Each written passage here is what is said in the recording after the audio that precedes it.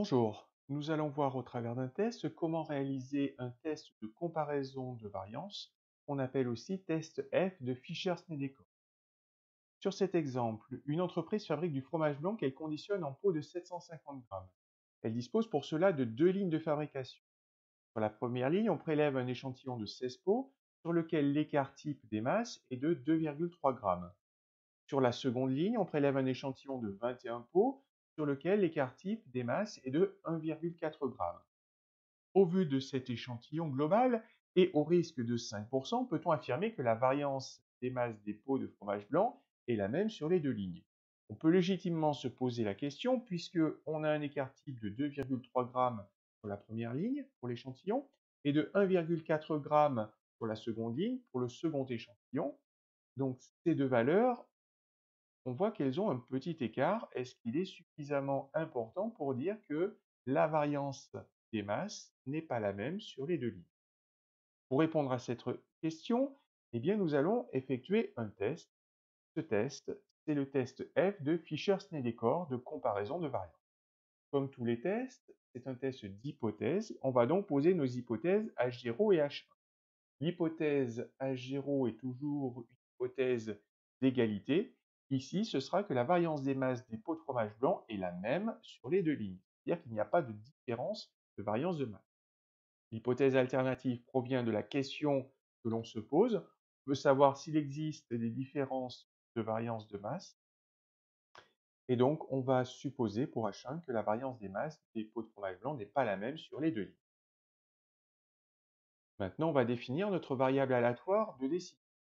Avant, on a besoin pour cela de définir deux variables aléatoires, S1 et S2, qui associent à tout échantillon aléatoire de 16 pots de yaourt du premier lot pour S1, 21 pots de yaourt issus du second lot pour S2, l'écart type des masses. Sous l'hypothèse H0 qu'il n'y a pas de différence de variance, la variable aléatoire de décision F égale 16 sur 15 S1 carré divisé par 21 sur 20 S2 carré est distribuée selon la loi de Fischer à 15, 20 degrés de liberté. Les nombres de degrés de liberté, ce sont la taille du premier échantillon moins 1 pour le numérateur, la taille du second échantillon moins 1 pour le dénominateur, d'où 15, 20 degrés de liberté. Que vaut cette variable aléatoire sur notre échantillon? Eh bien, on remplace S1 et S2 par les valeurs que l'on a sur les échantillons. Fcalc vaut donc ici 2,74. Il va falloir comparer 2,74 avec nos valeurs critiques puisqu'on est avec un test bilatéral. Cherchons donc nos valeurs critiques. Donc, on va les déterminer avec un risque de 5%. On est en bilatéral, donc deux valeurs critiques. Attention ici, avec une loi de Fischer-Snellekor, on n'a pas de symétrie entre les deux valeurs critiques. Il va donc falloir les déterminer.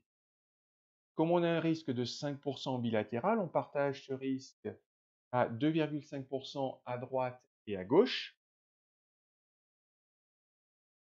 Les valeurs critiques, on les note F 15, 20, 0,025 pour la première, donc les 2,5% à gauche. Notre valeur vaut 0,36.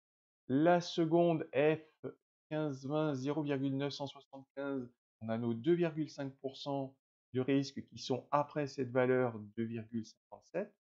Ces deux valeurs, on peut les obtenir à la calculatrice, donc avec une TI, avec le programme TrackFish que je vous ai donné. On entre 15 et 20 le nombre de degrés de liberté, et ensuite le fractile dont on a besoin. Avec une Casio, il y a la fonction invfcd qui est déjà en mémoire dans la calculatrice. Attention, on entre la probabilité après. Donc, cette première fonction permet de trouver 0,36 et la seconde permet de trouver 2,57. Avec ça, on peut établir le schéma et la règle de décision.